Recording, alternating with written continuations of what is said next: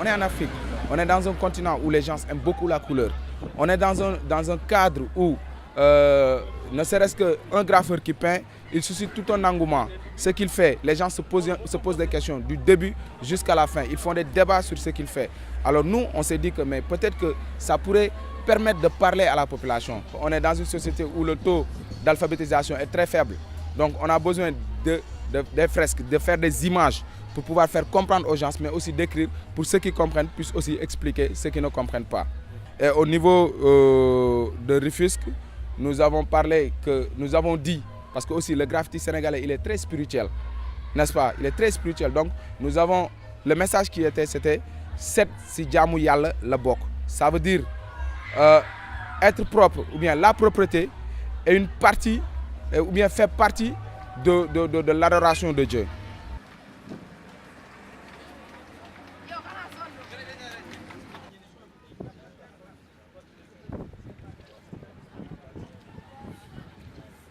C'est nous-mêmes qui vont d'abord nettoyer pour montrer aux gens, ah, ces gens-là, ils n'habitent pas ici, nous n'habitons pas ici, et pourtant on est les premiers à nettoyer. Donc vous, ça va être difficile pour eux de nous regarder nettoyer et de ne rien faire. Et c'est là où tout le monde, d'habitude, nous rejoigne en nettoyant.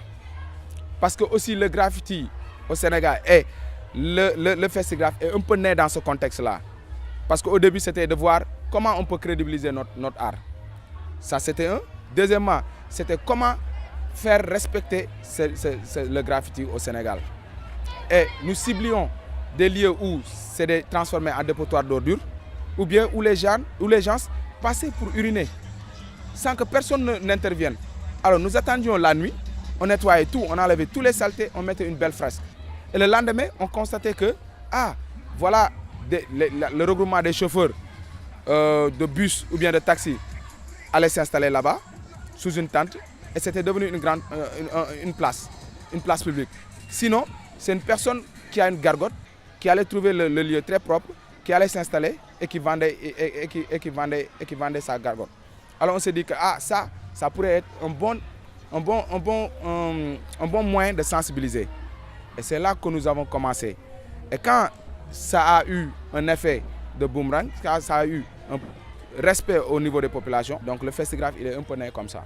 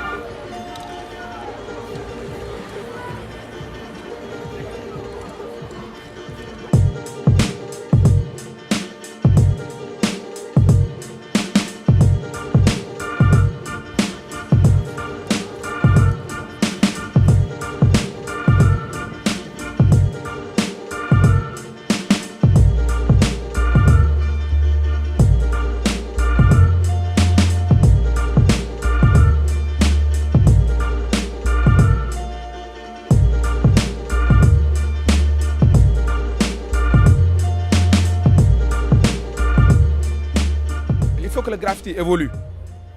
C'est pas qu'un blaze, juste qu'un nom qu'on doit mettre sur un mur. Un mur de 30 mètres, moi je pense qu'il faut que les populations sachent pourquoi on fait ça. Il faut qu'on leur donne le message qu'il faut. Parce que les politiques, les médias, tout ce qu'ils font, ils donnent la mauvaise information. Au bas peuple, je veux dire. Alors moi je pense que on peut venir ici, échanger. Chacun a sa manière, par exemple, si le thème est, on va parler de lumière, chacun a sa manière de voir c'est quoi la lumière en lui, dans son contexte sociétal, dans son pays, dans son continent. Ici, nous, notre graffiti, il est très thématique. Il est très social. On parle beaucoup à la population. C'est la signature ou bien le nom que tu peux rencontrer, que tu peux voir sur un graffiti, ce sera juste un tag, une petite signature. Et pour moi, ça fait la particularité du graffiti africain et du graffiti sénégalais en particulier. Et pourquoi ne pas le partager dans la mesure que le festival est un festival de partage? Donc, on a vu aussi l'impact que cet acte ou bien cet activisme a sur les différents invités qui passent ici. Ils rentrent chez eux et ils s'investissent dans des actions de solidarité, dans des actions sociales. Et c'est ce que nous gagnons. Ça fait notre fierté en quelque sorte.